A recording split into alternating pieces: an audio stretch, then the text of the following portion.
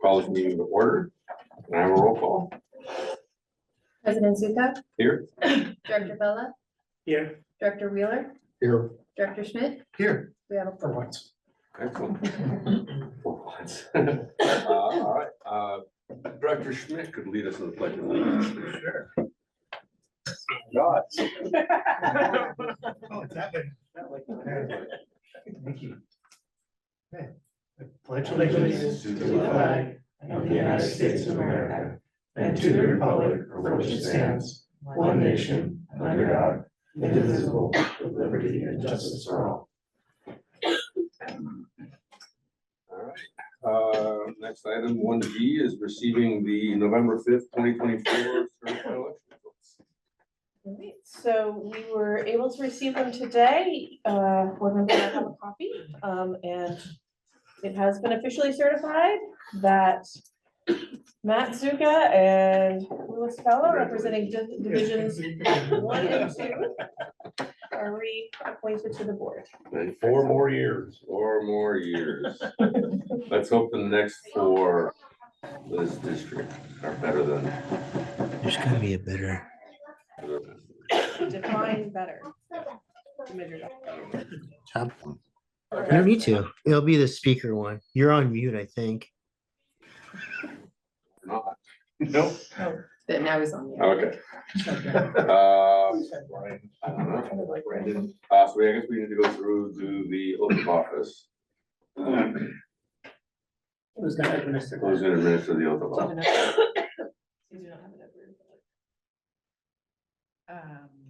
Okay, then we have a city council member present. You do. Would you be willing to administer the oath of office? Sure. Do you have the oath of office? Or you need me to pull it up? Please. Okay, give me a moment here, please. I Yeah, got it. Secretary. Yeah, I don't think we've ever had a notary here before. You've typically had the district secretary do it? Yeah, Okay, we have the district secretary do it. yeah, okay. And that's all right too. Family. But she is a notary. She was a I notary. wasn't over. Maybe The we should. mosquito district always had the Who attorney do it, administers so. The attorney can't do it. Time for an attorney. So nobody's really on the board right Awkward.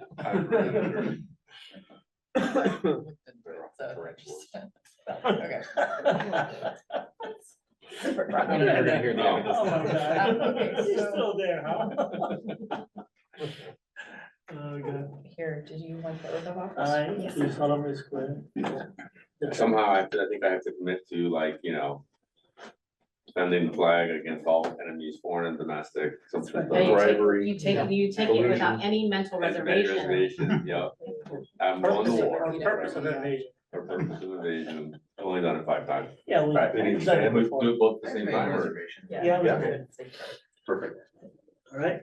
Okay, so you will repeat after me. Well, I state your name. I, I, Matt Zuka, Louis Vella, Do solemnly swear do solemnly swear that I will support and defend the Constitution of the United States that I will support and defend the Constitution of the United States and the Constitution of the State of California and the Constitution of the State of California against all enemies, against all enemies, foreign and domestic, foreign and domestic. and that I will bear truth, I will bear true faith, and allegiance faith and allegiance to the Constitution of the United States to the Constitution of the United States and the Constitution of the State of California, and the Constitution of the State of California, that I take this obligation freely that I take this obligation freely without any mental reservation without any mental reservation or purpose of evasion, or purpose of evasion, and that I will well and faithfully discharge and that I will well and faithfully discharge the duties upon which I am about to enter. the duties upon which I'm about to enter.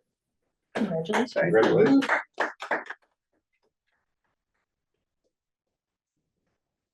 I remember the first time I took that oath, I'm like, I literally could get sent to war right now.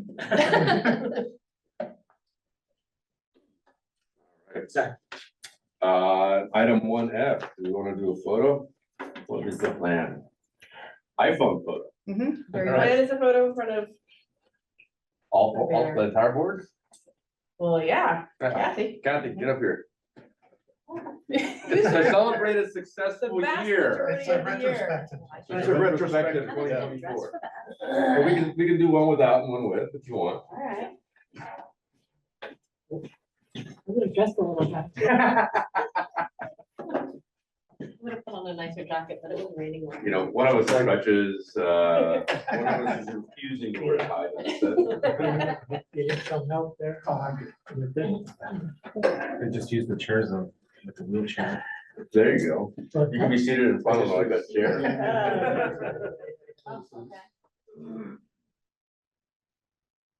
Okay, ready? 1, 2, 3. Again, 1, 2, 3. Beautiful. All right. All right. Well, thanks for including me in that. Of course. Successful year. Okay. So item 1G is election of officers for 2025. We need president and vice president. It would be an awfully short nomination for Director Schmidt, but it might be fun. Just have him write out this next meeting in January. But I need a motion for president first, and then we'll change seats. And the president will then work on the vice president. So So I yield to you, my friend. I should decline any nomination. I very much appreciate thoughtfulness. I'd be willing to do it for a meeting if you want to be president one last time. I don't think it, I think let's give the person who's gonna be doing it the full. Okay. The typical rotation. Typical rotation would go to Director Schmidt, and then it would be Director Wheeler would be So then vice president. you nominate, so. I am happy to nominate Director Wheeler, whether he likes it or not. Of the wives. You got a nice tie, so. Yeah. Director Wheeler, 2 questions. One is, are you willing? And B, is it without reservation? Yeah. Okay, great. So we've got a motion second. I second. Excellent. Motion and a second. I don't think this requires a roll call vote, does it? All right, all those in favor? Aye. Opposed? Director Wheeler, you may have the gavel. Congratulations. Take my litter with you.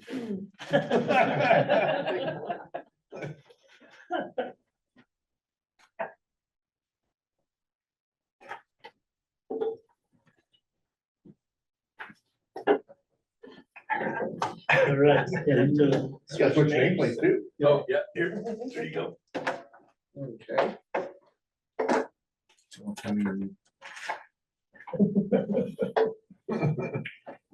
All these roles are very complicated.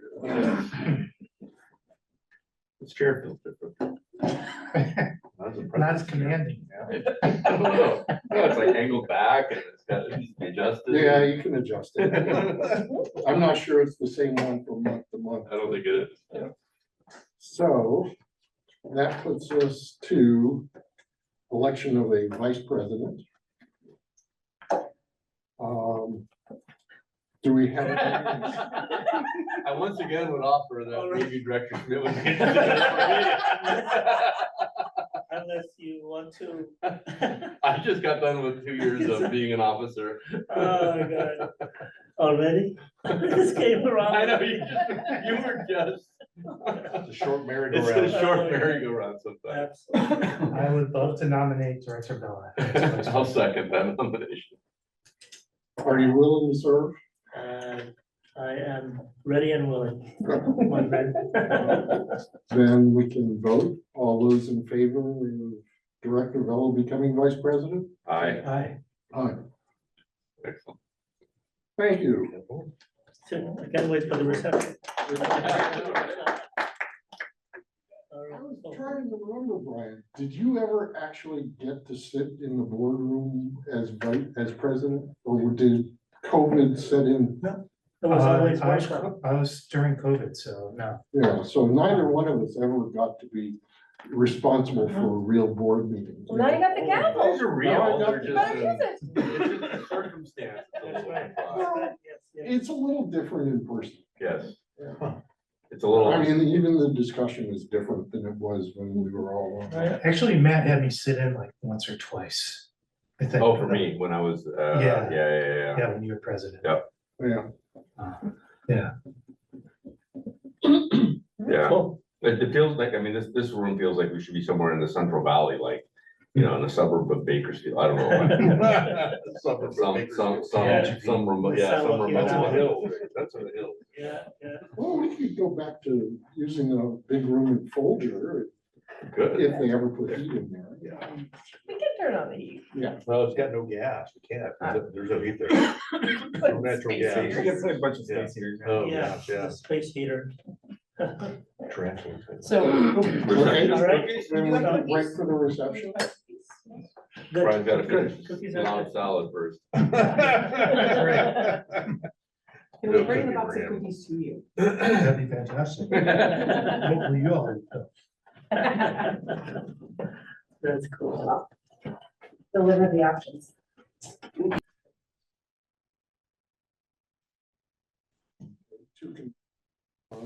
Item 2, public comment. Do we have any public comments? Yes, we do. Our first public comment is going to be Kathy Jordan. Ah, Is she split flip? Yes. Okay. Yes. I guess I'll stand. I'll Yes. stand and make it very formal. Well, I just wanted to come and say with Brian here, because I knew you'd be here tonight. Thank you guys for the opportunity to serve with you. It was really my honor to be part of this group and this organization. I really thoroughly enjoyed every aspect of it. I learned a lot. I definitely have a deeper appreciation for all the work that goes in. And so I will do my best to try to find somebody to fill that seat. I'm not sure that I haven't gotten any yeses yet, but I just wanted to say in person to all of you what a deep honor it was for me to be able to serve here with you all. And now you have a friend on the other side. And so I won't forget you guys when we're doing stuff in the city. I'll make sure to try to keep the district in mind as well, so that there aren't any things that, oh, wait, we forgot to ask the water district. So, but thank you from the bottom of my heart. I really enjoyed it. I really enjoyed serving with you and getting to know you, and I hope we can still stay in touch. Thank you. Thank you, Karen. thank Well, you. we can't address this because it's a public comment and. Briefly respond. Oh, okay, dang. All the best. We did Yeah, we did it. We did. it. respond last Yeah. time, and But then I guess the.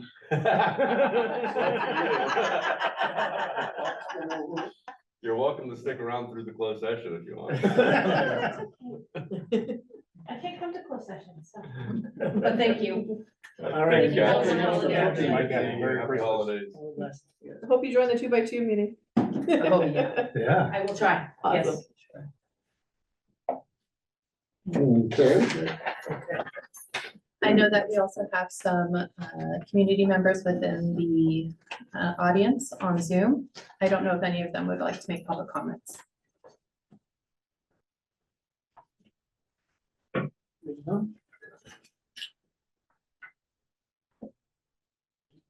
If you'd like to make a comment, please unmute yourself.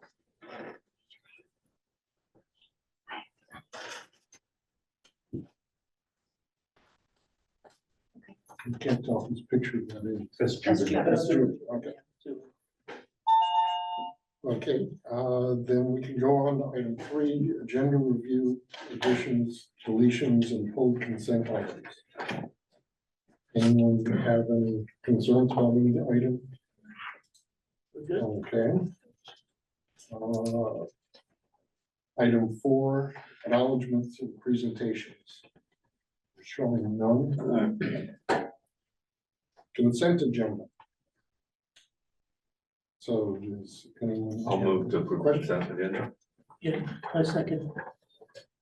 Okay. We can just do a voice vote for that, correct? Yeah. Yeah, since we're all here. Mhm. All those in favor of the consent agenda? Aye. Aye. Thank you. Item 6, hearings and appeals, we have none. Item 7, the capital improvement program, we have no report. Item 8, the regular business agenda. And the first item, item A, is consider resolution 2024-25, authorizing a 3-year contract with automatic 1-year renewals with express bill pay. Allison, I think this is yours. Yes, it is. So I bring forth today a resolution for transitioning from our billing system that we currently have, which is Civic Pay, which is a sister software to our Springbrook, which is our accounting software. And the transition and the finding of express bill pay has been a long process, but we have ultimately decided that express bill pay would be beneficial to the district for a multitude of reasons on our behalf as well as the customer's behalf. In regards to the customer will be able to have a direct line to express bill pay in forms of customer service, technical help for anyone who might not be able to form an account, as well as for us, it's also going to be a cost savings as well as administrative hours that are going to be savings for us because of the features that express bill pay will be able to have. So I bring forth to you the contract. And any questions, I'd be happy to answer. Yes. Allison, did you take into consideration your staff training time? You did? Yes, so Misty has been working with Express Bill Pay, and it's gonna be about a 6 to 8 week transition in regards to taking all of the data from our Civic Pay and transferring it over into Express Bill Pay, and that also includes a 6 to 8 transition of employee time for training as well. So did you work that into the budget of, Yes, it is in the budget. okay. Then it says here, it's estimated the transition express will result savings of approximately 258 hours. How did you calculate that? It's just you figured it out that based on past experience, or Yeah, just, so it was kind of just, you know, obviously it's a ballpark, so asking our accounts payable how long it takes her from A to Z to upload the documents that are needed to appropriately bill. And then her actually having to sit and make sure that the data is transferring over correctly took her anywhere between an hour to an hour and a half. So then averaging that, how many times she would do that per week, per month, taking that into account. And then there were also some other administrative services that were being done that also accounted for the hours. And I would say that one of the bigger staff hour aspects is right now, if a customer has a problem with Civic Pay, signing up, logging in, anything like that, our staff actually has to do that customer service because Civic Pay doesn't have its own customer service. Express Bill Pay will help them with the software and all of that. So those calls will go directly to Express Bill Pay. So that's one of the other hour savings. and they do that for, It's included, it's not an extra fee to us. okay, They free? actually manage their own software. It's great. Oh. Yeah. And I was surprised to learn how much manual processing it really took. Because I thought, great, we have Civic Pay, it's integrated with Springbrook, it's part. But there's actually, it's hours of manual process every time, which obviously introduces a bit of error. We, QC it, but it's that much Yeah, nicer to have it. okay, so you may have answered my last question. So this was also part of this Springbrook package that we bought, or this is something additional to, and it's going to be introduced into Springbrook? Civic Pay is owned by Springbrook, and as I understand it, they kind of fell into the utility billing software market, but they didn't have any interest to really continue and support it, while Express Bill Pay really was kind of built for it. So they're a partner to Springbrook Expresses, and they, fully integrated, and they have more features. And one feature they have that we don't have with Civic Pay is actually the ability for us to send messages via email to the customers who have signed up for it. So even though customers need to submit their email and everything for Civic Pay, we can't reach out to them directly through email. So this will allow us to, for emergency needs, for other kind of marketing and, you know, drought notification and director appointment opening notifications, that kind of thing. We'll have one more line of communication with our customers. Okay, Can you do it by That's selecting it for me. areas, or is it, how does that, I'm just curious, how does that feature work? That one, I don't believe we can It's do not that. geographically- We are also longer term looking at switching from our Water Watch census platform to Water Smart. Mhm. I'm fairly certain that one of the features of Water Smart is the geographic selection, so. Any questions? No, looks good. I had one question which had to do with the Wells Fargo lockbox function. I guess that's going to be covered by Express Pay, Correct. so Yeah. that we may save a little bit of money at Wells Fargo processing. Yes, it does. It generates a little bit of a cost. savings. And the driver is more the features, Mhm. and the staff time, straight cost savings. It's essentially a wash out of $2,000 savings. yeah, But a better tool. It also, you know, we tried to get good screenshots and whatnot from Express Bill Pay to share with you. But things like you can actually look at your actual bill within Express Bill Pay. You can look at your history of bills. You can, I think, select amounts less than your full bill or more. It's just more options that you're used to in other kind of services. Features you're used to in other services. That's kind of just getting up to typical modern standards. And will it be going forward only, or will all of the historical records be Express Bill Pay? That, I don't have that. They won't be historically there. Okay, so it'll be the stuff going forward, Yes. okay.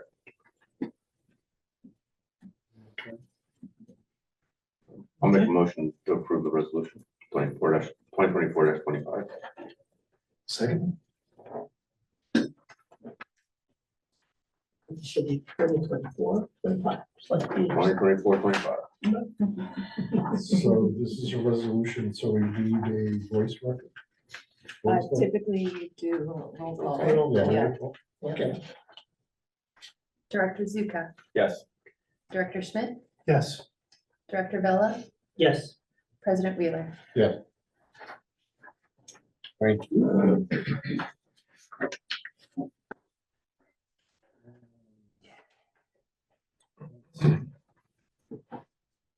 8B is receive Bosco update.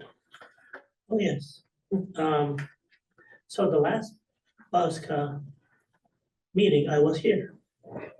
Because we had a conflict and, I choose to be here. So, but I do have a copy of, or I did have, yes. Copy of the minutes, so just to give you a little bit of an update as to what was discussed. This time of year there's a lot of changes at BOSCA. Some members had to go through an election on November 5th. Some made it, some didn't. There were changes, so we're seeing a lot of different faces coming into on the BOSCA board. So we welcome a couple of new directors at the last meeting. Then there was the usual report from the SFPC by Steve Ritchie. And which I know that Rena will be talking about briefly about that too. And then there was a long discussion on director's compensation. If you recall, I brought that topic at this meeting. That there was a motion to increase the compensation from $100 to $200. And it's like, my God, it's just like we're reinventing the earth, you know. It's just a lot of people were grandstanding and all that stuff, you know. But anyways, finally, it was decided that they would actually vote for it. There were a couple of dissensions, But then there was a second motion that they will vote for a $200 per meeting compensation, but only in July of 2025. So that it will be part of the budget, so that was that. And that the reason, first of all, the compensation of $100 per meeting has been in place for about 25 years. Has been the same for 25 years. And the motion also included that every 5 years there will be a review. So that we don't get into this ridiculous situation where something that, because you're gonna have people, for whatever reason that they may have, some may be political, some may be personal, whatever, that at least every 5 years, the board will have it agendized and they will review this compensation. My assumption is that many other political bodies like councils who have the stipend or special districts and things like that, that they will probably follow suit later on. So this is gonna be something that it's gonna keep on going until probably everybody will be the same again, like we were for many, many years.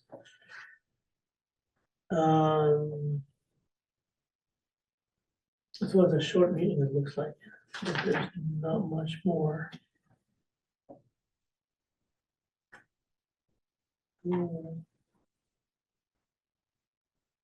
Yeah, that was it.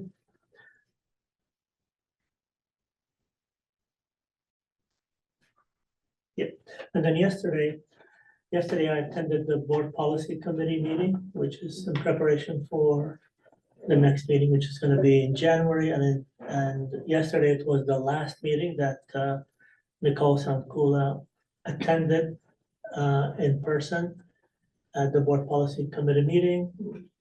I guess tomorrow or this weekend, she's leaving. She's off to Oregon. And then she's gonna come back in January for the meeting to do one last, reception thing. And that will be that. And also, the meeting, they did approve that she will stay on as a consultant as needed, which will be good for the new CEO, Tom Smeagol, to have her for continuity and all that, if the need arises, so. We did the same thing when we hired Nicole in the beginning, like 12 years ago or so, and we kept Art Jensen as the go-to person for her if she needs to.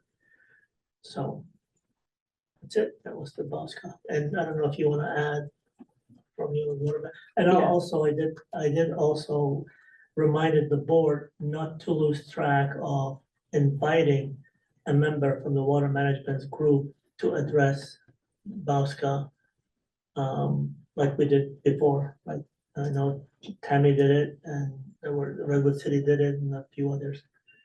That, and hopefully they will go to all the different agencies, to have a rep from each agency to address the Bauska board as well, so, yeah.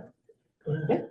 So the water managers meeting was actually this morning. And so I got to see Nicole as well, so she officially retires tomorrow. Correct. So this morning's meeting was actually a little unusual. We held it in Sunnyvale. And it had quite a few more attendees because the focus was on, the overall summary of the tier 2 amendment or tier 2 negotiation and agreement, and then the amendments to the WSA for the minimum purchase. Oh, that's why quantity. you went down south. Yeah. Okay. So it was closer in a bigger room, that did have, Zoom capabilities, although there were quite a few technical issues at the very beginning. But isn't So- that where we have one agency that's not on board yet? Everyone seemed on board at the meeting, which was good. Really? But there were city managers invited as well, city attorneys, so, here, we're nice and streamlined, but, other agencies don't all have all the management involved, so. And I know they've done a bunch of one-on-one meetings and a lot of question answering, so this was kind of one last, get everyone together. But there were very few questions and they were pretty, I don't characterize them, but they, they were kind of, they didn't seem to be questions with agendas. The city manager for Mountain View did speak, kind of at the end as well, of just how much the minimum purchase quantity issue means to them. And it does with them, have a $4 million bill this year for water that they didn't and couldn't use, which, takes away from their investments in recycled water Of and course. anything else that, in there that they want to do. So, that was the primary focus of the meeting. And then, at one point, kind of those folks, left, and then we had the rest of the meeting, but, it was clear Tom is still getting his feet under him. So I think the main focus was actually asking people, so that there's gonna be an SFPUC annual meeting in February. So it was asking for, anything we want to hear from SFPUC about to get on their agenda, and then it kind of evolved into other things we want to talk about as managers, so. Good. That's good.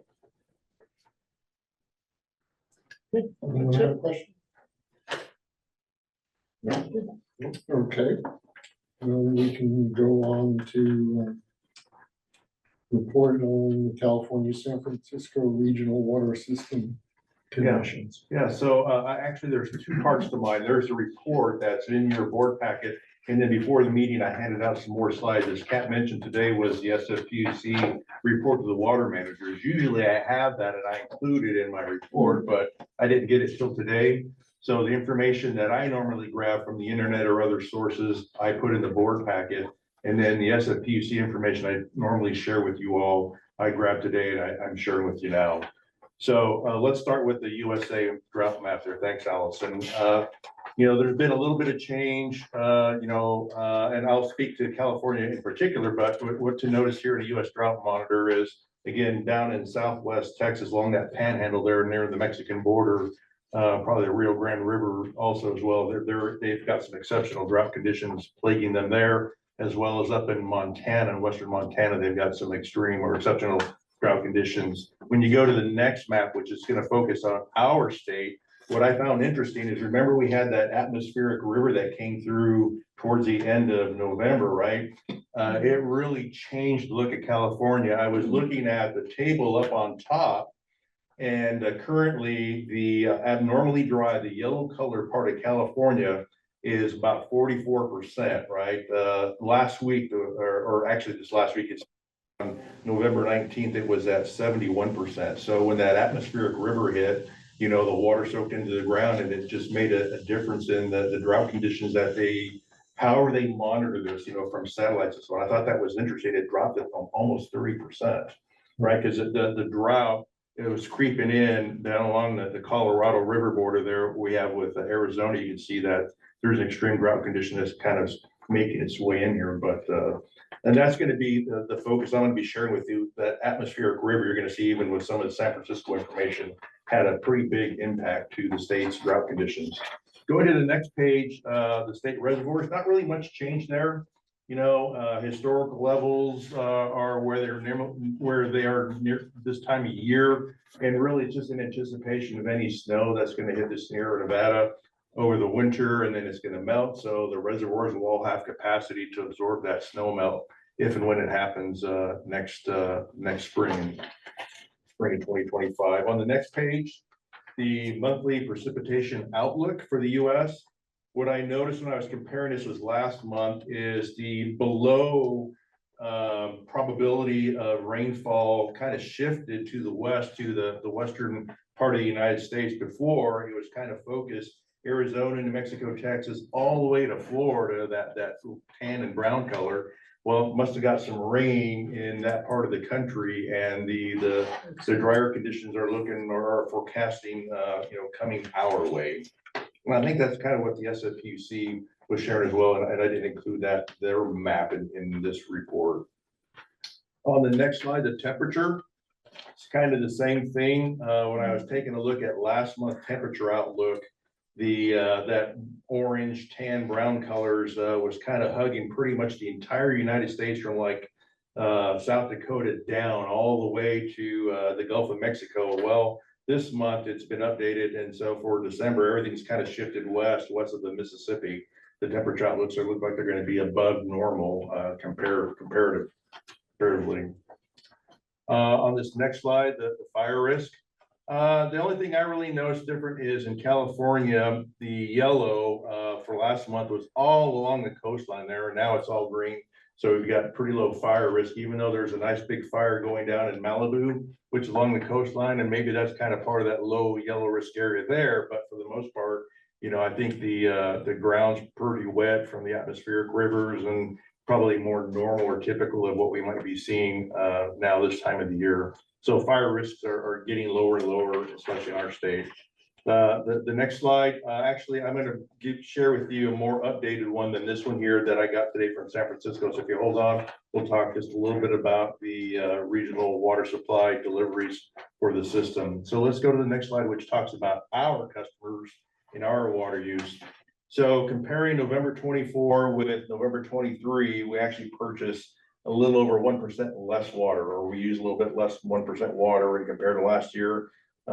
Which again, it's we're in our downward demand period for our community here, and it's just kind of going in that direction. We've got one more month worth of data, and when you go to the next slide, the cumulative one for our district here, you can see that again the water purchases that we've made throughout the year from MPWD, the green line, have been trending for since the beginning, well below the 5-year blue line, and we're on target to probably take about 1.13 million CCF this year, which is going to be about 60,000 CCF less than what we've taken over that 5-year average. So that's kind of looking at that picture. But so now if we switch over to the slides I put on your desk, and don't have any here to share with Juben on the screen or anybody else who might be in the audience, but this is what Mr. Ritchie shared with the water managers, talking about the Hetch Hetchy precipitation, the first slide.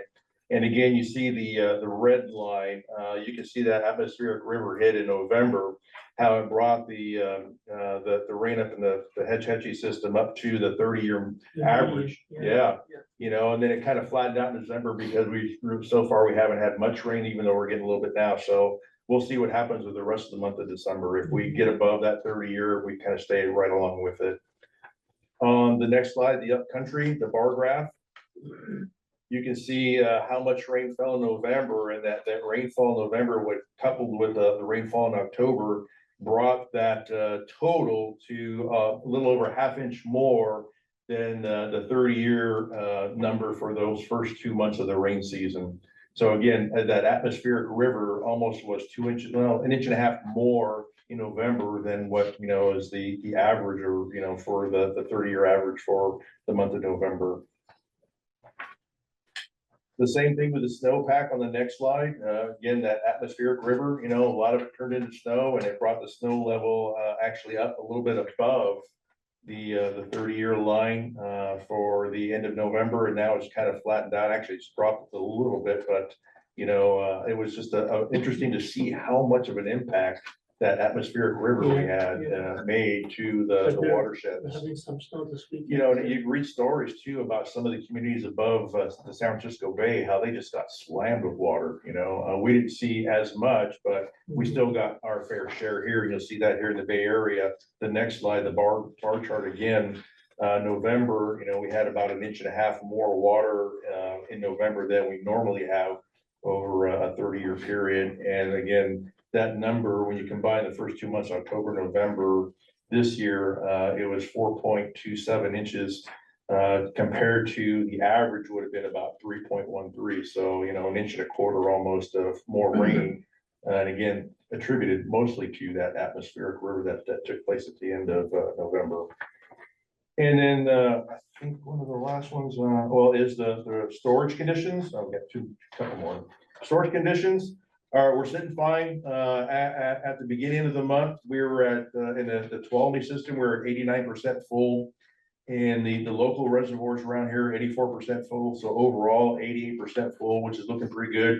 And if you look at the very bottom, a really small print, you'll see the change month to month. So at the beginning of December this year, we're at 1.27 million acre feet of storage.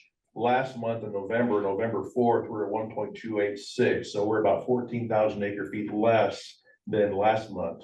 So a little bit of change. And as you go across that line there in the bottom of that small print, you see that's not unusual.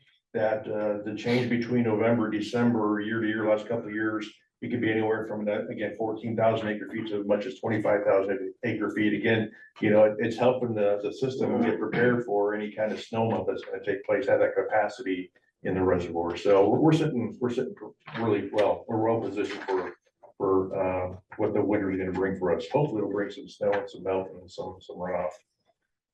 On the next page, in terms of total deliveries, it just, again, just kind of showing it, kind of following what we look like. The amount of water that was delivered this past week was 161, average 161 million gallons per day for the system overall. It was pretty much on track with where we were last year for the same time of the year, probably about 160 million gallons per day. Again, just kind of going down to the end of the year. And it's interesting. I remember Steve Rich saying this a couple months ago when I attended in person, that we get down to the end of the year, he goes, it's not unusual that last number, that far right blue dot you see over there, well, that blue dot's got an orange dot and a yellow dot, probably gonna have a green dot there. It just kind of all lands there. Yeah, it all lands there. Yeah, so I think the story for this report is just, again, how much that atmospheric river in November had an impact on Northern California and the regional water system. Yeah. Any questions? It's also quite interesting, the fires we have in the south with all the moisture in the air, and yet that fire is just. Well, it's not unusual down there that they got what they call their Santa Ana winds. Yeah. You know, and. Yeah, but the Santa Ana wind that come in like in September or maybe October is one thing. Now, they had a lot of moisture and it's still, it's still, for a while was burning out of control, you know? Yeah. I mean, you can already see the hills around are starting to turn green, right? All the little natural grass and stuff are starting to grow. But they didn't get that. They didn't get the atmospheric river like we did. atmospheric River Yeah. at all, Yeah. so they were stuck with. Yeah, what they had. but the graphs and the sketches do show that they do have there's no drought condition at all, you know? In that And area. that yellow line goes up into LA area. Anyways, it's unfortunate that, you know, there are people suffering down Southern California because of, you know, the fires that are taking place down there. But yeah, right now, they're not showing any real. Yeah, I heard today significant that drought yesterday they helped Dick Van Dyke, Yeah. you know, leave his house. And share. Remember that? Share as well. Well, but Dick Van Dyke is like 99 years old. Yeah, you he's know, almost it's 100, like- yeah. So. But he still looks pretty good when he's on TV. Seems to get around. His neighbors, the neighbors helps him to get out, Oh, otherwise I'm he would sure. not be able to get out by himself, Wow. yeah. You had something, Brian? Yeah, couple quick questions. The 5-year average, that's a running average, so Yeah, it's a running average. So next year, you know, I'll take the information through 2024 and adjust it, go back, you know, 5 years. Yeah. so it keeps, because we were always going under, it keeps going down. It's going down, yeah. Be interesting to see what it was 5 to 10 years ago and have a little comparison. I mean, so yeah, you can look at the one bar chart that shows, you know, back in 2013, right? Because that's not included. That's kind of like our where's our figures in here, yeah. Well, that was a big year, wasn't it? Yeah, that was a big year. I mean, Matt and Lewis remember that. I mean, you know, that was just a lot of Yeah. water, you know, and in 2015, it was just almost, you know, 40% of that or whatever, less than that. And since then, it's just our customers have just been doing remarkable things, just trying to watch how they use water here, you know, and it has, you're right, Brian, it has created a shift in the line that way. Is there any greater significance in that 5-year average? Is that used for when we have a drought coming in, or is it just for our own purpose? Well, right now it's for my own purposes, but there's a lot of reporting that we're doing. And Kat could probably talk better to it than I can. The drought reporting. Yeah, or- I mean, it's more of an art than a science and what you use as a baseline, and that was many discussions related to tier two, of what we use as baselines. And I want to say we're using a 3-year average, for purposes of tier two. But, you know, usually you kind of look at the anomalous years and squint and try to figure out what your goals are and what you're trying to compare it to. I think the 5 years came from the financial projections we did way back when. We wanted to sit down and have some month-to-month comparison. Are we tracking hot, low? Because we were just doing it linearly. Yeah. You know, we're like, no, we can't do it linearly. Just pick 5 years average and see how we're doing with the money. And then I think it's carried over. So, you know, kind of arbitrary, and we do use a 5-year cumulative average Yeah, on and the money. the one end. But it just depends on what your goals are and what you want to use as your comparison. Okay. Then going to that other chart you referenced right on page 31. I remember at the end of 2023, I commented that I thought it looked like that might have been our record low usage, possibly in our history, or at least for a very, very long time. In a long time, yeah. And it still looks like that's the case, that we're above that for this year, although not a whole lot. And it might stay that record for a while until we have another drought and then people knock it down a notch. Yeah, 2015 was another benchmark for us, you know, a low benchmark for the district. Yeah, just eyeballing it, I don't know, it could be 2015 was less cumulatively, but looking at the two curves, it looks to me like the blue 2023 might have been less. And then the last thing was for the temperature outlook, Yeah, is that compared to long-term historical, or is that compared to? I'm pulling that off of a NOAA website, you know, National Atmospheric Administration. And they're just forecasting, and to be honest, I couldn't tell you where all that data is coming from, but it's coming from their website. Somebody I saw it like in a news story, and I go, that's interesting how they're kind of forecasting the temperature out. And you can go in there and you can drill in there and just find tons of information. I just kind of pick one that's kind of relative to the time period that I'm kind of addressing here. So I'll try and pick one that's either like a current month, or maybe it might look out a month, but definitely a current month. But to be honest, I couldn't tell you how they're gathering all that data. When I'm saying, what I'm referring to is above average, above what average? Yeah. Is it above the average from 50 years ago or the last 10 years? Because that would bias it because yeah, of climate change. Yeah, I couldn't tell you, Brian. Okay, I was just curious. Yep, good as always, thank you. Okay, thank you.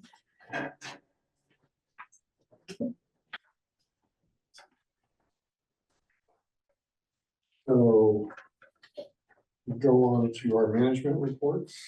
District treasurer, financial. Yep, that's me. All right, so we are approximately 42% through the year.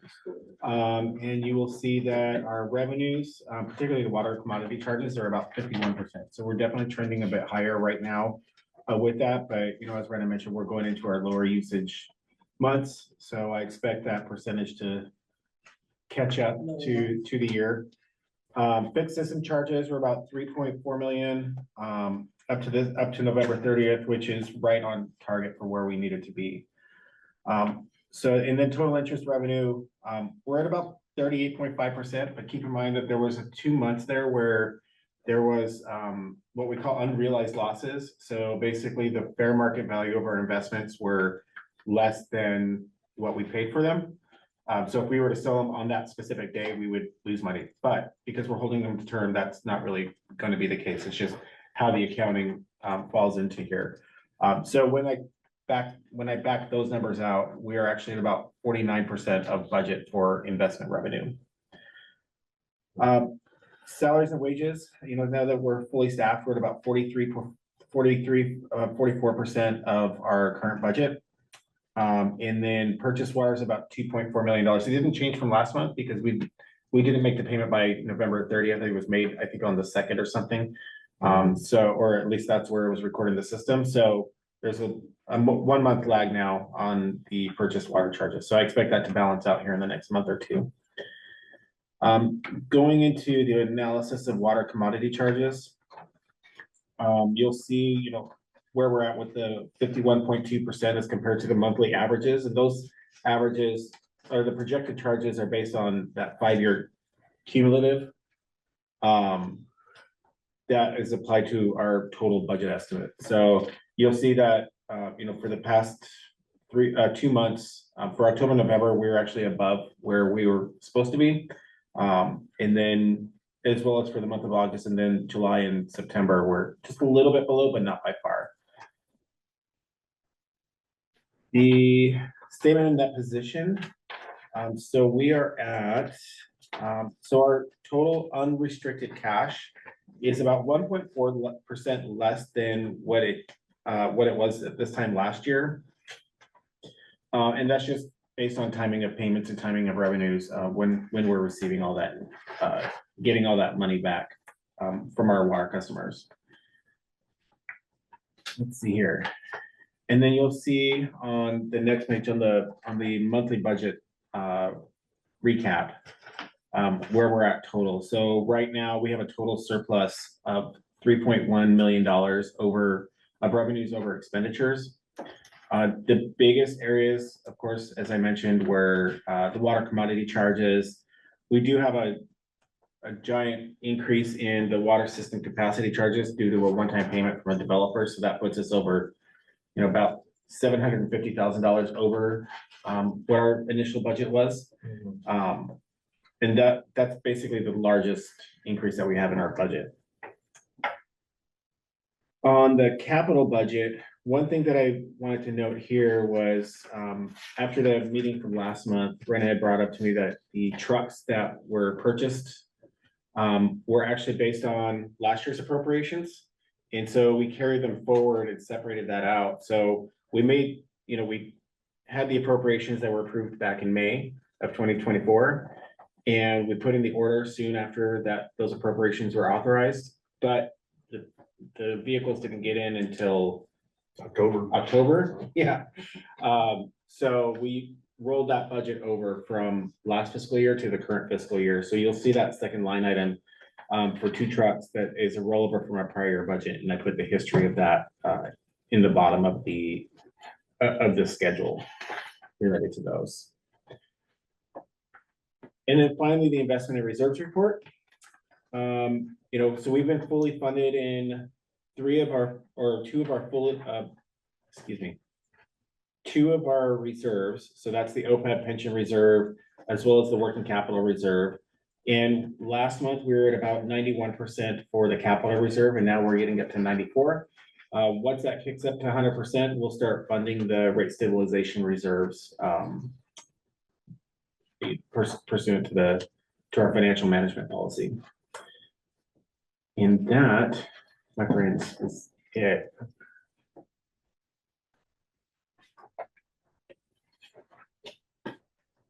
So the money in the reserves, if we start spending money on some of the capital programs, it's going to come out of that until we get the new loan. Yep. Bond money. That is correct. And so the That's first, not going to come until April, May. correct. Best. Yeah, so it'll hit the capital reserves first, Right. until that's fully depleted. I don't expect the district to spend $7.5 million by then. But we do have that resolution from 2 months ago that allows that we've identified certain projects as being refundable from future bond proceeds. Right. So we'll be able to replenish those reserves once we issue that debt. Mhm. Okay. Anyone have any questions? So, Jim, you mentioned that I don't know what it said, that one-time big payment from a developer.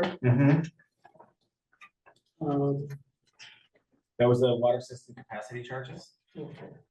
So that was for a particular project, correct?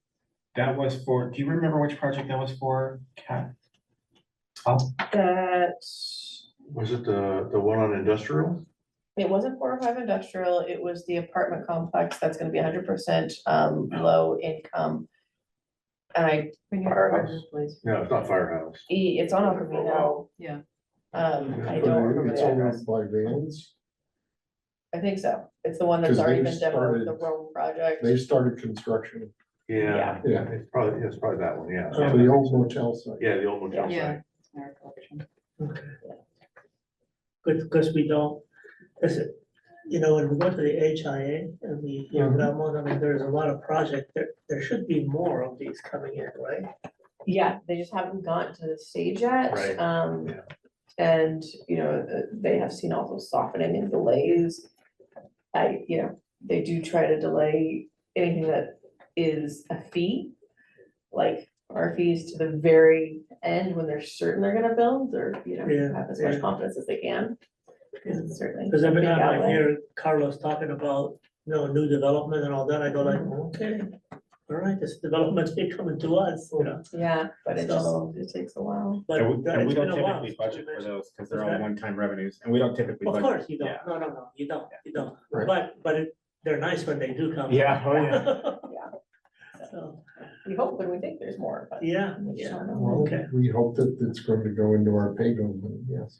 Yeah, and the way the funding, the way the reserves are structured is anything like that is basically dropped into the capital reserves. Like it just immediately drops in there, so. Which is fine, it's a good. Yeah. Good place to put them. I do think some of the capacity charge had to do with conservation, though. Like we did have, that was one of our funding mechanisms for that, it's going back a ways. So I don't know that it could all go to capital, I think some of it has to go to conservation and other things. Yeah, I did ask that question kind of early on, Mm, of how it's tracked. And the answer I got was it didn't need its own account to be tracked that way, but that was, kind of when you get the question from, customers at events, of where does all the swag come from? It comes from developer fees. developers fees. Yeah, there you Yeah, go. Conservation program funded by the connection, not the capacity charge, but the Offset. offset, The demand offset. offset charge. Yeah. So where does that offset funding go? Not just in the swag, I'm guessing. No, I mean, No, not, no, not just spending. Working, Where does it go? working reserves. Working reserves, okay. Which can be used for conservation. Yes.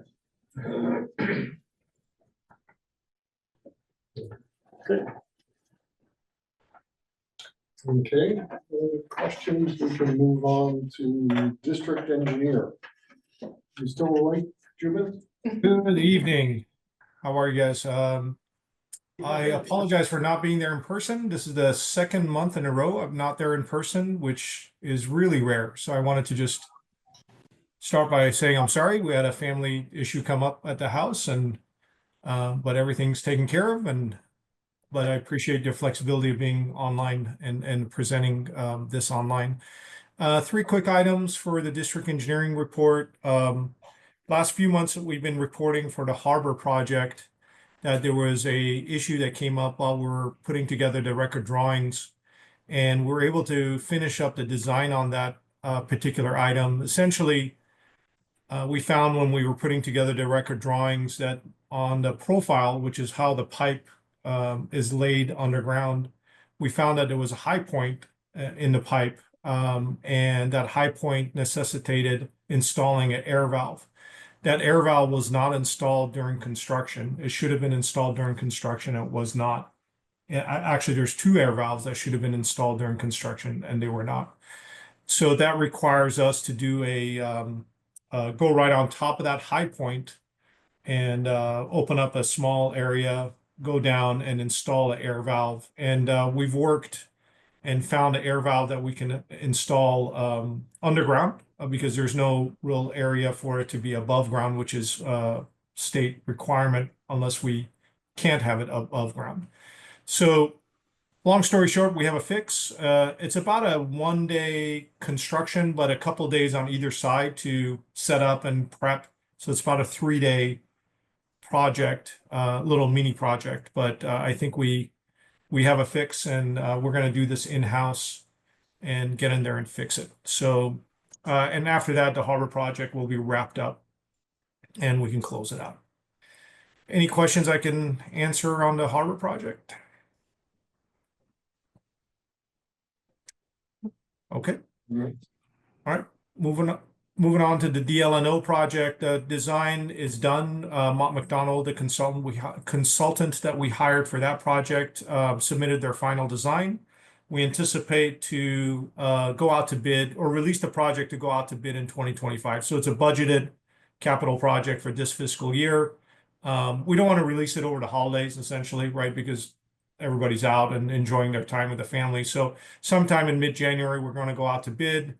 And with the intent of starting construction sometime in early spring 2025. So this project may carry over a little bit of it into next fiscal year as far as, you know, expenditures go, but we'll see how it plays out and so forth. There's also, I think I reported on this last time, but we were monitoring to see if any of the potential new tariffs, is that the right way to say it? Maybe, will affect this project. Not just this project, but projects in general. And if there's anything we can do ahead of time to alleviate any of that.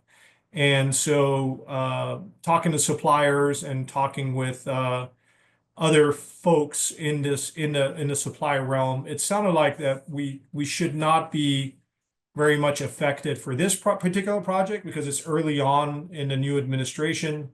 But you know, if tariffs go into place, it may affect future project costs because some of the material that we install, some of the suppliers that provide that material come from India. And we don't know yet if India is on the tariff list or not. So there's talk about China and a few other countries. But anyway, we'll let the board, we'll keep the board apprised of any issues on that. Any questions on the DLNO project? If not, I'll move on to the last item. This is something that we provide the board as an informational on every November or December timeframe.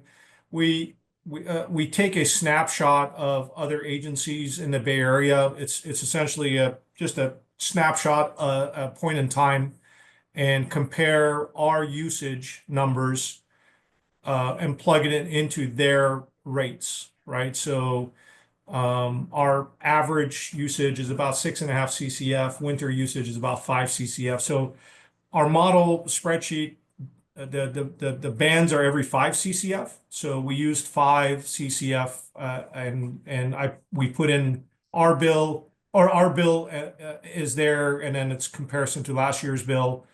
And then the 10 CCF is a little bit more than our summer usage, average summer usage, but you can see how the numbers kind of play out. So you've seen this every year. All of you have been on the board multiple years, so there's nothing different here.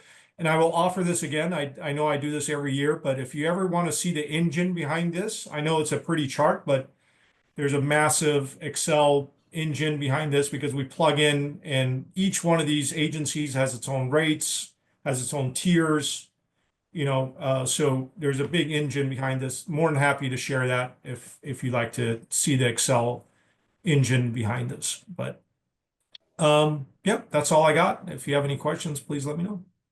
This is going to surprise nobody, but would you mind sharing it with me? Yeah. I actually, I think I did it last year, but I will do it again. Absolutely. So same engine, but just with new data. I will absolutely share it, Matt. Exactly. I'm just interested in playing with it. Yeah, for sure. I'll make a note right now and send it to you tomorrow morning. Thank you.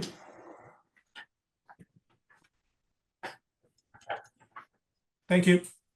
Oh, sorry, President Wheeler, one last thing. I just wanted to say congratulations to Catherine on her promotion. I'm sorry I'm not there to say congratulations. And then I think that's all I got. So thanks.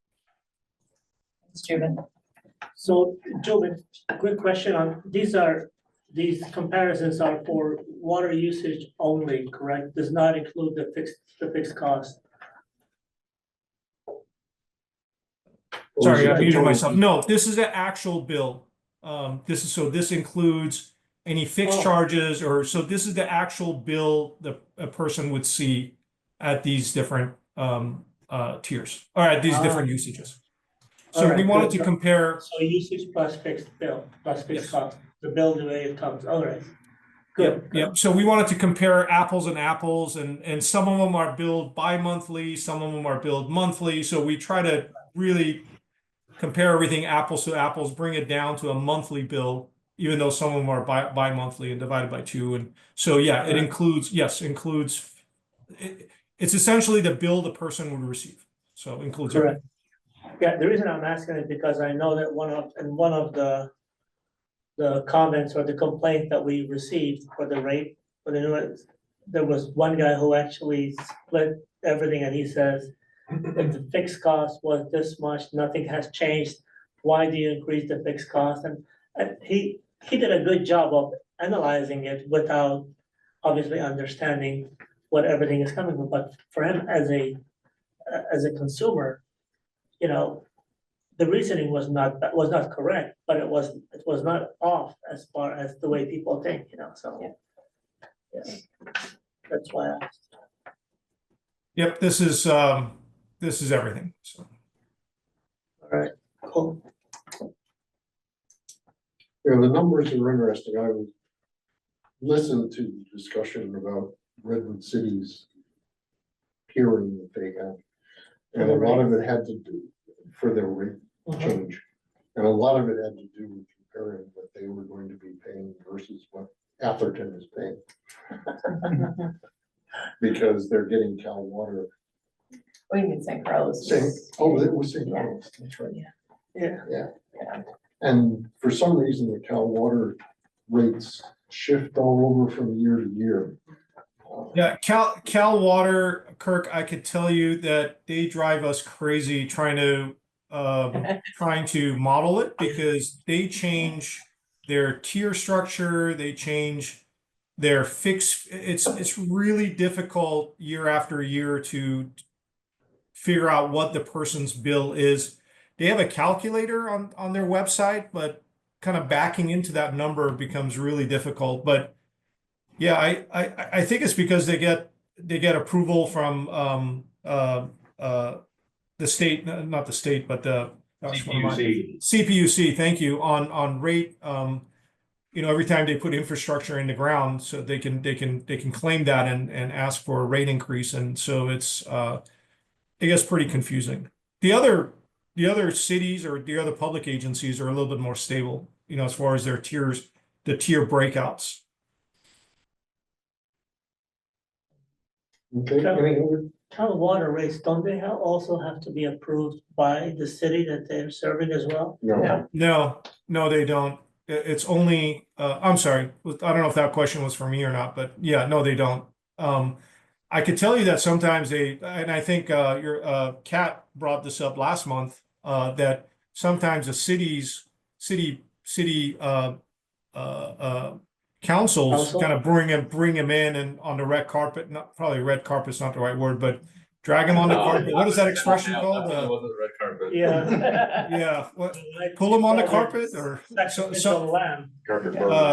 but they have them there to really hammer them on the rates, but they really don't have the authority to really do. So it's you know, that again, you know, that local control is lost, right? With a public or a private entity like PG&E and Cal Water. Correct. So the city councils are very good, say, hey, not us, it wasn't us, you know, they're good, good up. All right. okay, I thought then they we had a- can move on to administrative services. Awesome. So it's been 3 weeks since my last report, so not too much on for this month, but just want to keep everybody apprised on the personnel manual. Kat and I are done with the final edits, and I'm just adding a few more things here and there, and then we will send it on its merry little way to Bridget for their review. I talked about express bill pay already. Got a great email from CSDA. They kind of revamped their board member portal that has a lot of information, a lot of tools and resources and training. So just in time for 2 new board members to potentially be joining us.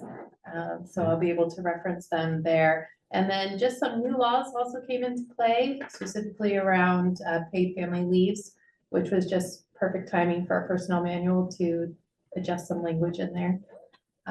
Yeah, that's about it. Question? And not on here, but today we did actually have a staff meeting and we will be getting jackets for everybody in the district. And so we will make sure that all board members are going to be able to get districts. So that we could all be matching. So I will send you. Yeah, but the guys only get 4 options, the ladies get 5. That should be in our choose from the women's strategic jackets plan. too. We I should make told sure you. that everybody matching is in our strategic plan. I think. Be on the Same lookout for the haircuts. email. All of it. You So are can they choose going your to be style and winter size. jackets or summer? So we selected jackets of Yeah, all the jets. types, so you get to actually choose which jacket you want, but they will all be embroidered with the same emblems. So there are some lighter weight jackets, and then there are some heavier weight jackets, like a mechanic's jacket, so whatever you see fit. So I will be sending you an email with your choices, and then just let me know. Okay, Palo Alto, I only give out ones that are lime green. That way no one really wants them, right. and they're good for traffic control. Well, they're the full fluorescent. Fluorescent. Okay, Plastic. and you can pay for it out of the safety budget. Yeah, yeah. Okay. Everybody's got nice warm fluorescent yellow jackets. Okay, operations. Yeah, I'm gonna start off just with something that's been going on here recently, to make the board aware. We've been dealing with some water quality issues, so over the last few days, we've noticed that our disinfectant residual levels have been dropping, yeah. And it's not only us, our neighbors in San Mateo and Redwood City have been noticing the same thing, and I think folks have been asking in San Francisco, but we haven't heard anything definitive from them yet. But some of you may have noticed, I think Kirk, yeah, you met with some of the guys up there in the Herschel tank. Yeah. We were letting water out of that tank, and that's the only tank up there. Because the residual in that tank dropped down to, I want to say it's like 0.05. The level should be at least 0.5 or higher. Typically, it's maybe about 2.2, chloramine residual in there, and we just lost that particular tank.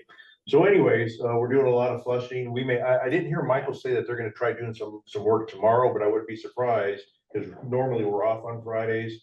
But some of our staff could be out there just trying to bring in some fresh water into the system. It's a nitrification issue. I mean, we typically have this as we're coming out of the summer into the fall season, and the San Francisco lab typically warns us, hey, you guys keep an eye on your water temperatures and your disinfectant levels, because it's the nitrification season. We don't have a way of altering our water chemistry at all at this point in time. So we just have to try and deal with it. What we typically do is we will do what we call a deep cycle of the tank, where we'll fill up as much as we can, let it get down as low as we can get it safely, for the system use, not just safe because we're gonna empty the tank out or like that. And then we'll put fresh water in there again.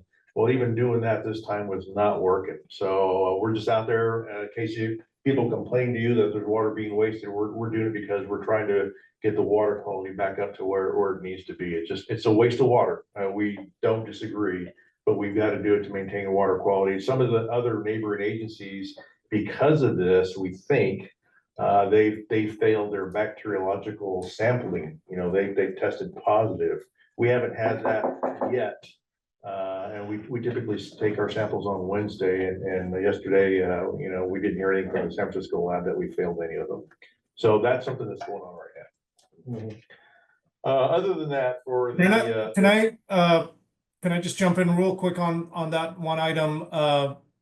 As Rena said, we don't have a way to boost our disinfection right now, but we do have a project on the books when we replace the Decoven tanks to put in a prefabricated booster station to boost our disinfection.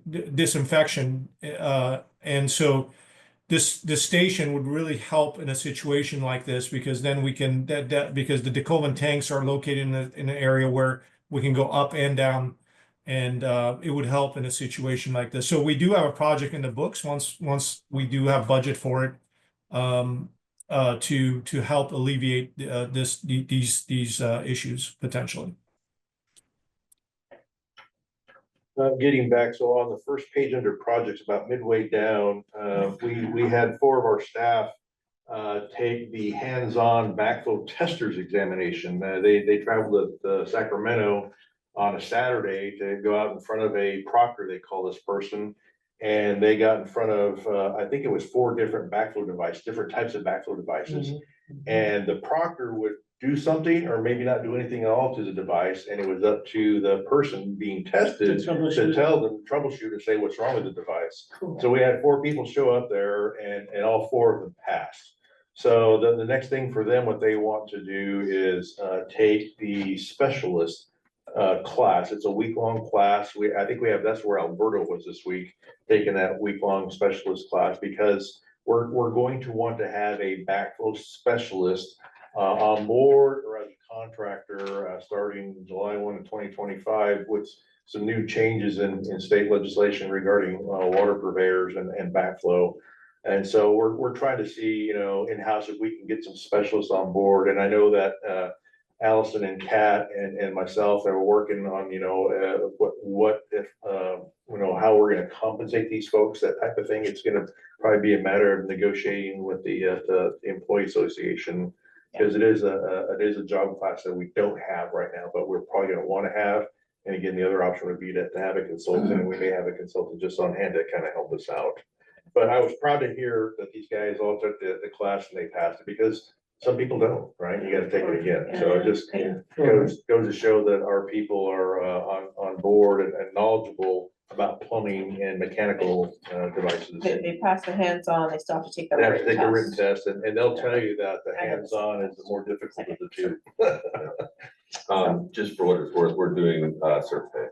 You doing survey? Same problem. Everybody's got the same problem, because no one has JD that includes Yeah. this, because the reg change does, so. Yeah, I mean, a couple of months ago, I was telling Kat and Allison that I get a weekly job notice, all kinds of water-related jobs in the US and in California. There are a lot of agencies that are looking for this backflow specialist. So everybody's kind of scrambling to figure out how they're going to staff up for this change in the regulation. So we're starting to do a survey of what other agencies are and figure out what's gonna be kind of the typical.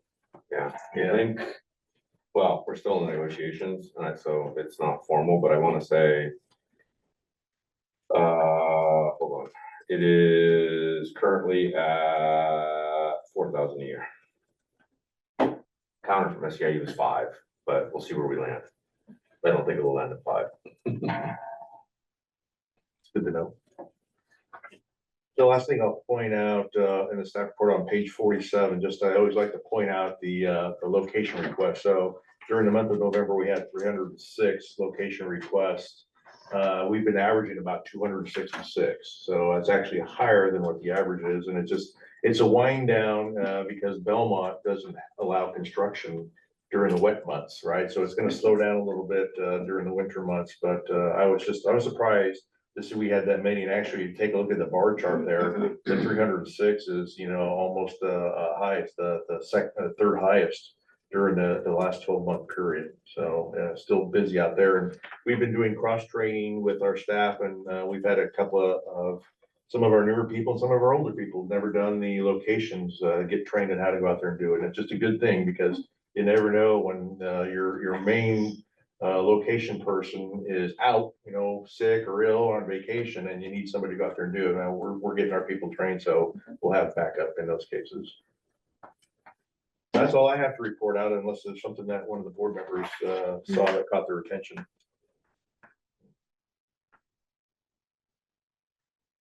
Yeah, are those, the valves exercise, are those hydrant valves, main gate valves, what kind of? They could be, it was interesting, last week, Pat and I got a demonstration, because remember a couple of years ago, we bought the spatial wave asset management tool, right?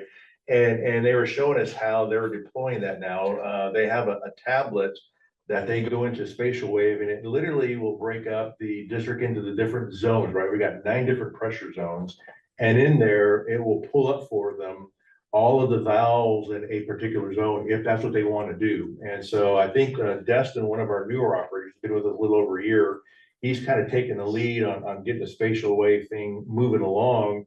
And so he's been sending out work orders on the valves in a particular zone. And what was interesting is they were showing us that the tablet that we use actually will control the operation of our valve tool. I don't know if you guys have seen it or not. It's a little trailer mounted hydraulic, pressure operated device. It's got a little internal combustion engine that operates the hydraulic pressure unit. And it's got the swing arm that rolls out, and on the end of the swing arm is the valve nut connection device, right? And they can control it from the tablet that's connected to spatial wave and turn the machine on, and then turn the valve operator on and see what the torque is on, coming off of that nut, twisting it, how many turns the valves make, because each valve, depending on the size of the valve, will have so many turns that it's got to make the fully open, fully closed. So Destin was showing us how they can go out there and assign these in a job work order, and then as that valve gets done, the operator can go out there and fill in some information digitally, and now the little valve indicator will go from like a red to, I think it was purple is what it was. And then when they come back into the yard, as soon as they get into the Wi-Fi range, it'll connect automatically to the spatial wave, and just download all that information. So it stores it for us. It's really neat. I'm really proud of the guys that they're really using this tool and they're getting good at it, So the valves that you're talking about, Lucia, they could be gate valves that are operating the distribution system, or they could be a valve operating a fire hydrant. But we've got 2,800 system valves. Yeah. So it could be some of those, and now we've got our valve operating tool working again. We had problems with it. We've got those taken care of, and so now we're using the machine again, saving people's backs, right? You're probably aware of it. Trying to do it with the T handle, it's a lot of, it's a lot of strenuous work. And And I was gonna get to that, because especially for the hydrant valves, because we used to operate some of the hydrant valves, especially when a hydrant is hit. We're usually first on scene, so we try to shut the water up, but firemen are usually not very good at closing and opening valves. Oh, no, they're too good at it. That's the problem. They shut it too fast. Well, that's- Yeah. Cause a line break. That's exactly, Yeah. you're not supposed to do that, so obviously. And then we we're have not good high at it. pressures in the system too, Yeah, making it yeah, difficult to close valves. We have to Which put a is- training video for all the firemen in our city. Which is good, if we work those valves so that they can operate. That's right, yeah. Yeah, and if a valve comes up that there's an issue with it, then we know about it, then we know we've got to go out there Yeah. and we've got a maintenance issue with the valve, but I haven't heard of any of those yet. The stem of the valve, so let's say it's the valve has, too high of a torque and all that, do we grease them? What do we do with them? Yeah, since I've been here, I can't think of any valves where the guys have had to actually go in there and try and do some kind of lubrication. I know we've had a couple of situations where the valves just, did not want to operate anymore. We've just gone in there and replaced them. But I'm not aware that they've gone in there, they put any kind of lubricant on the valve. Actually, if you just kind of go out there and exercise them, that really helps. Yeah, That's exactly. the best Better thing for than putting the, them. chemical stuff on Yeah. it. Mhm. All right, good.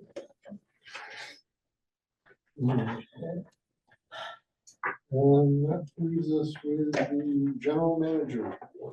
I just wanted to mention related to spatial wave that actually, so Destin has been really leading the charge of really adopting and using it and pushing out the system. And he and some of the other guys gave a really great presentation to us on just, all of the advancements they've made. So I've actually asked them to prepare a presentation for the board sometime in the next year when we have a meeting. Yeah, Is it yeah, too? it'll be nice. So you can see what it really looks like, and just all the efficiency we have now, not dealing with all this on paper, so it's really good. I'm really happy with what they've done with it, so, So it will be like a presentation, like to a meeting like this? yeah, we'll find a meeting Or it that could be a doesn't have field a. trip for us, Oh, yeah, Okay. we could do something, just right out here in the parking lot. They could Yeah. demonstrate some of those Yeah, things. yeah, especially when the days are a little bit longer, it'd be nice to do that. So on my report, I did send you an email earlier, I just wanted to mention, they opened the registration for the San Mateo County Chamber of Commerce project seminar. So if any of you are interested in attending, let us know, we can get you registered. I think it does fill up fairly quickly, so. I think now, That's the one that they do up north. up in, yeah, Sonoma Yeah, yeah, area. okay. Director Jordan went last year and I did as well, so. No, I've never attended that one. Yeah. Okay. It's well attended. There's a lot of people there. Yeah, I know a lot of people have asked me, why don't you go? Why don't you go? It's been, I think you several would years probably that I- know everyone there. yeah, I don't know about that, but yeah, I've been meaning to go there one of these days, so, okay. It's, They it's have on a date? weekend. It's a Friday through Sunday, May 2nd through 4th. Okay. Cheers. Thanks. So other things that have been going on, so I mentioned last time that Standard & Poor reached out to us because they were going to review our COP rating. We met with them a couple of times, answered a wide variety of questions that they threw at us, and they issued their final report, which does maintain our rating at AA. So it was a really good process to go through. James, as well as Bud and Rob Pankratz from Hanson, were tremendously helpful in providing all of that information, very detailed. So if you're interested, I didn't include the whole report, but if you're interested in reading the whole report, let me know and I can send that to you. Another thing that's going on is we are going to be signing a contract shortly with Stepford to move from physical computer server storage to a cloud-based system. They have brought to our attention that our current physical servers were purchased in 2011, and that servers typically have a lifetime of about 7 years.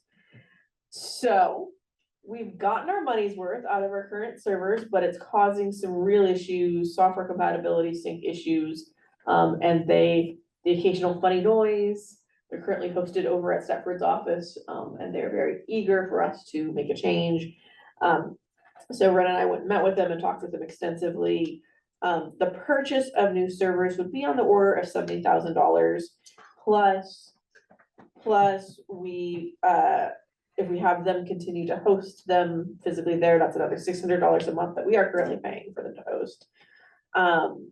And the one-time cost, for the migration, a one-time cost is about $5,500, and then the ongoing costs to use their cloud service is just under $1,200 a month. So, you know, definitely cost savings, and it's within our budget for our IT services. So that is the plan. It is very, very typical of not only government agencies, but other businesses to have probably already moved to the cloud. But, you know, we've been hanging on to the servers real tight, so. So if their cloud goes down, we can't do anything. So there are multiple backups in place, but no, we won't have that access. It is hosted at Travis Air Force Base. It's got a lot of redundancy on that side and a lot of massive generators that they talked about. I mean, it's as good a system as, you know, we can reasonably find, so. Yeah. And it's actually Stepford system, as opposed to one of these, you know, Amazon Web Services, so. And fortunately, the Bay Area has a fair amount of fiber redundancy. So it will probably be the last 100 feet. Yeah. It causes us the biggest problem. And that's our file storage.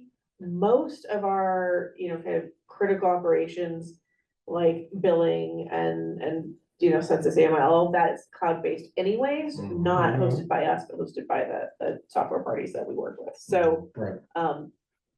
even if we have an issue with that specific system, our other systems are independent.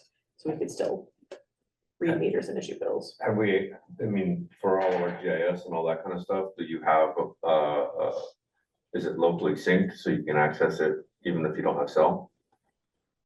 The In an spatial wave, Well, yeah, in an system, emergency, yeah. you're not gonna have access to the internet. yeah, it is all locally synced, as, you know, Renee was mentioning with the tablets. Even, we have some tablets that don't even have cell service, and they just sync when they're here at Wi-Fi, so yeah, it's all locally stored and synced, so. What'll happen to the servers, you know? Surplus. Yeah, surplus. Anchors, Oh, yeah. boat anchors, E-waste, really big e-waste. yeah. Fortunately, they didn't get flooded when we had the inundation a couple years ago. So it would have really been a creek without a paddle. They were elevated. Yeah. I mean, one of the things that we've done at Palo Alto is, everything is locally synced. So that we have sat phones, we have not all of the documents we can spin up locally if we have to. And the backbone fiber throughout the whole city is ours. So, that's the main criteria. My mind is that we have to be able to work in an emergency. So if we need the files, how are we gonna get to them in an emergency? No cell, no internet, we still need to be able to function. That's how we have to architect the system. So, I mean, what's being proposed makes sense from a day-to-day operation, but I would hope you guys are also looking about, like, assume you don't have internet and assume you don't have anything, and how are you gonna get to what you need to get to? And it may just be a matter of making sure that there's a physical source here that is synced with the cloud periodically, yeah.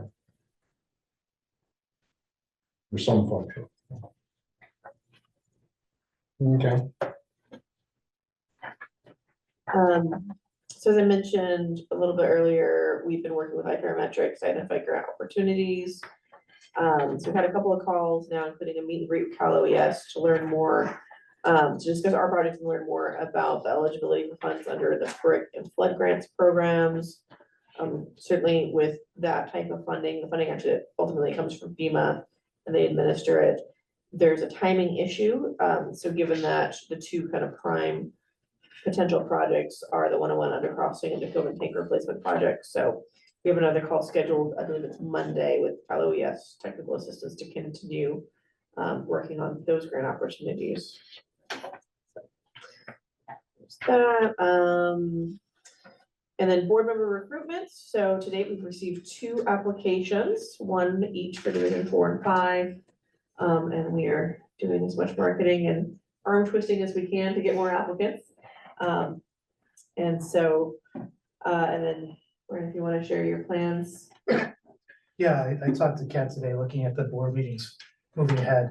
And it looks like the January 14th is just for, so far, just for appointees. So unless there's other items added to that, I would not attend that meeting. The next meeting has other things, so I would attend that one. And then the following meeting in February is where the new ones come in, so I'd come off right before that. So in case there's any special circumstances that arise, move to a special board meeting. Well, I do have some special circumstances in that I'm gonna be out of the country for the board meetings in January. Oh, So, not the 14th, I hope. yeah. You'll be gone for the 14th. I can't, Or wait, the 14th, yeah, no, I'm gonna be on the 14th. So let me ask a quick question. Can 2 board members do the interview of the candidates? And is there any issues with that? I mean, then you just have an ad hoc, and so I think you can do it that way, yeah. If it's interviews then, and then decisions are made at the January meeting, Yeah. at the So regular it meeting. it will not be a publicized meeting, it will not be a, Yeah, right? exactly. So the quorum issue is not, Yeah, Okay, because you wouldn't have a quorum doing it. of course, yeah. okay, so it's not a brown activity now. sounds good. That's fine. Sorry, So, let me just clarify, how many board members will actually be on the board when the interview is When happening? the interviews are happening, there'll be 4 board members on the board, but Brian can't participate in the process of selection. Yeah, So we'll have 2 in the country. okay, I think you should be fine, I'm gonna double check. Just. Yeah. To make sure my math is right. If we were talking about all 5 of you, then it clearly wouldn't be a problem, but if we're talking about 4, I just need to double check the math. And whether it's a special meeting or ad hoc, Yeah, that's exactly. fine, but as long as we can do it. Yeah. Yeah, because You can definitely. we already have It's just a, matter of whether or not it needs to be a Brown Act.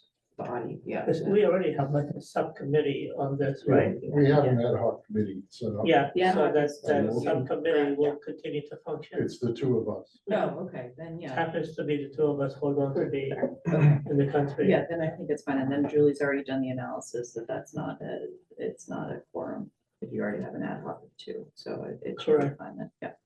Well, we set up the ad hoc when we had 5. Yeah. Yeah. We should We double check. knew that it We'll was double going to check. end up Yeah, we knew with this that issue. Max was gonna be a problem. We knew I'm that. always a problem. That was, it's just, I am going to visit my elderly parents in Spain. It is a family obligation. Those things happen. They happen. So, Yeah, so you guys have to put up with me for one more meeting. That's what I'm saying. All right. So as we discussed before, we were intending to hire Sean Tooley as construction manager. Further discussion with him, it's not gonna work out for contracting reasons, unfortunately, so Rena's working on putting together an RFQ, What were the contracting reasons, just out of curiosity? insurance related, Hmm. Yeah. Thought it was something like that. yeah. He's just a single guy. So, square one, and Rena's working on the RFQ, and we'll get to one going. Boulder Drive project, we did do our open houses, and outreach on, well, a Tuesday and Saturday right before Thanksgiving. And we had a whopping 3 adults and 1 child show up across the 2 meetings. So. Was the child by himself? No, Okay. no, he did not look like he wanted to be there. He got a cookie though, didn't he get a cookie? We had Yeah, several cookies. you get some and cookies. a soda or two, something. But the outreach went well. The neighbors were supportive. They were, curious, questions for sure. And I met separately with Stanford because they couldn't make the open houses. And I haven't heard any more from Notre Dame, so I'm gonna do one more attempt to engage them. But right now, we are waiting for the city to complete the work with CEQA. There has been a delay because the city conveniently decided to create a bench of CEQA consultants. And we got stuck in the middle of them negotiating the master services agreements with all 5 firms. So fun timing. But Carlos has assured me that even though it's not, he's worked with the consultant working on it so long that they've continued.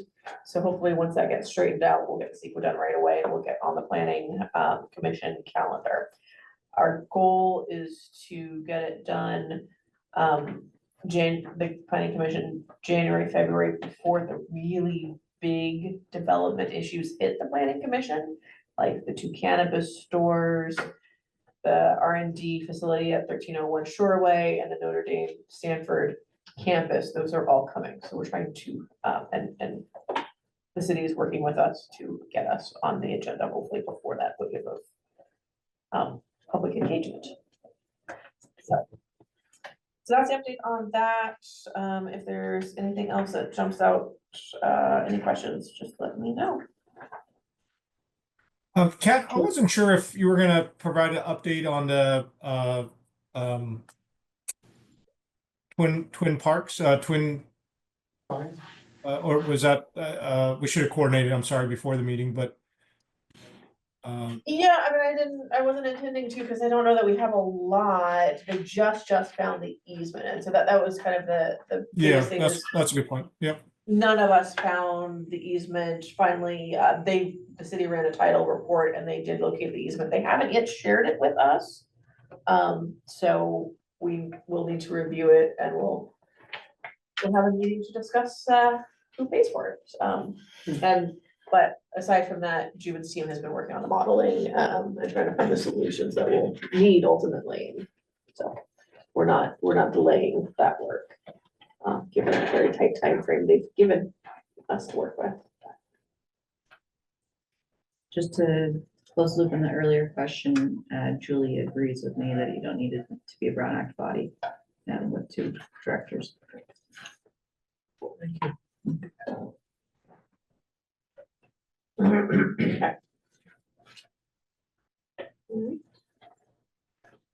So, so we have 2 and 2 candidates, right? 2 for each district. No, No, one for each can. Oh, so, Yeah. so So when far, when you received the 2, there's the one that you sent us already. yeah. Ah. Yeah, one's for. I Division 4, understood one's for that we Division 5. received 2 more, okay. So No, it's only one. No, 2 total. I was twisting the arm of someone I know last night, and I think he's close to applying, so, we'll see. Okay.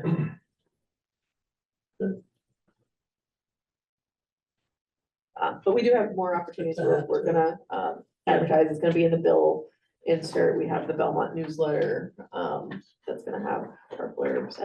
Is it starting, when is it starting? It's the week after Christmas. Okay, For the Belmont newsletter? only once. I thought it was gonna go a couple times. No, only one time. Yeah, there's not much time left. The January 8th, yeah. Hopefully we'll have, a couple of choices. Yeah. All right, good.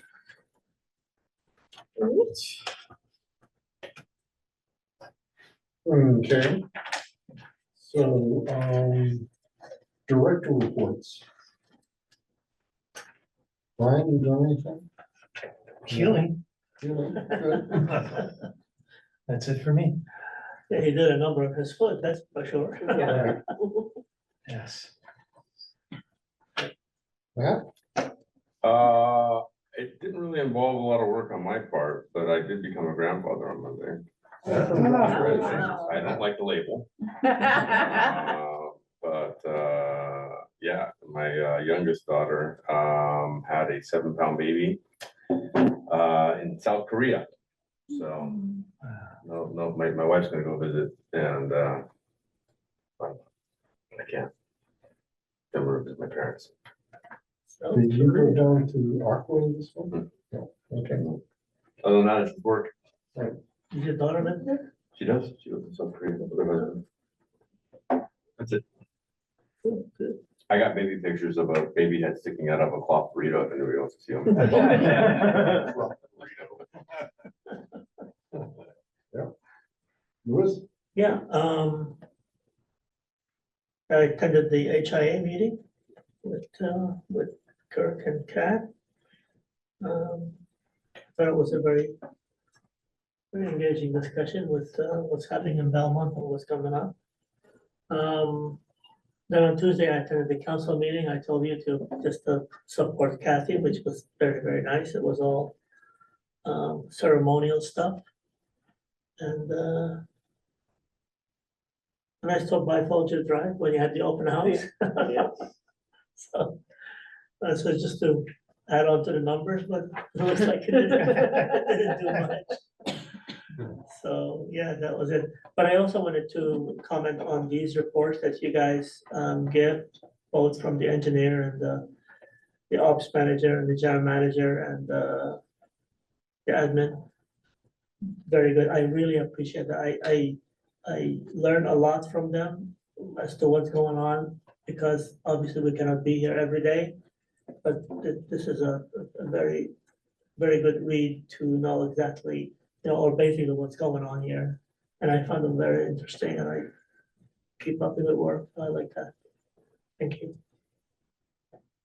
Okay. Yeah, I also attended HIA, which was more related to the Belmont getting ready for their EIR review type of thing. And a lot of the property owners were very interested in what the final plan was going to be, because they still don't know what the description of the project is. And we don't actually have a detailed description for a water supply assessment, do we? Well, that was the thing. So we had hoped to actually adopt and approve the water supply assessment for both San Carlos and Belmont at this meeting. But last week Belmont contacted us and told us the numbers were changing. Right. So I think those numbers are final, and we're gonna get it in writing that they're final. But it's an evolving project.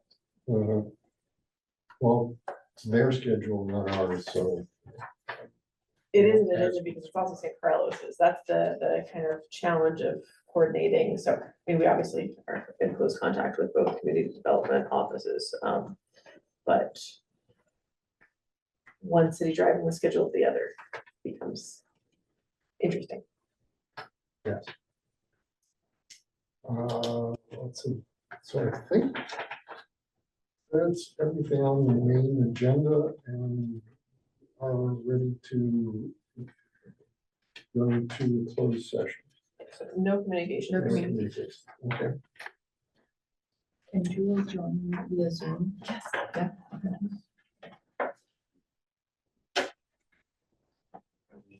so should we take a 5-minute? Good night, everybody. Okay.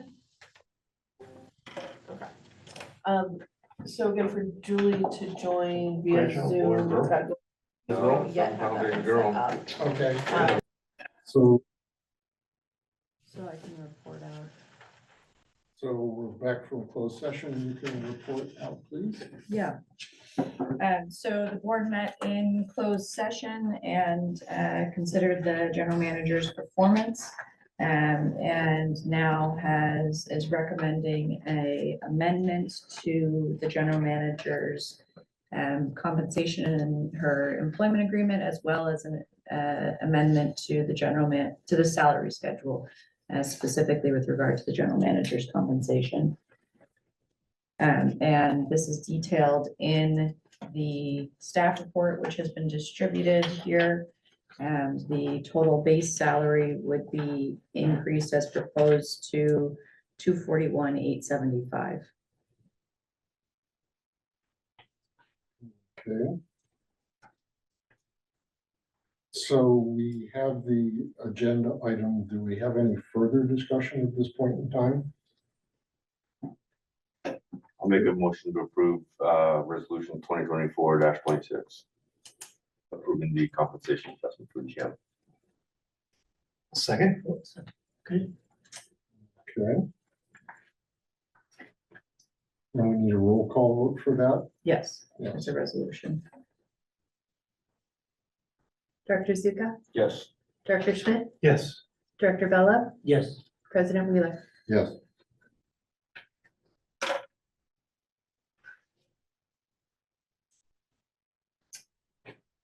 Good. I think that gives us everything for this evening. Let me double check the agenda. So we can adjourn. Thank you all.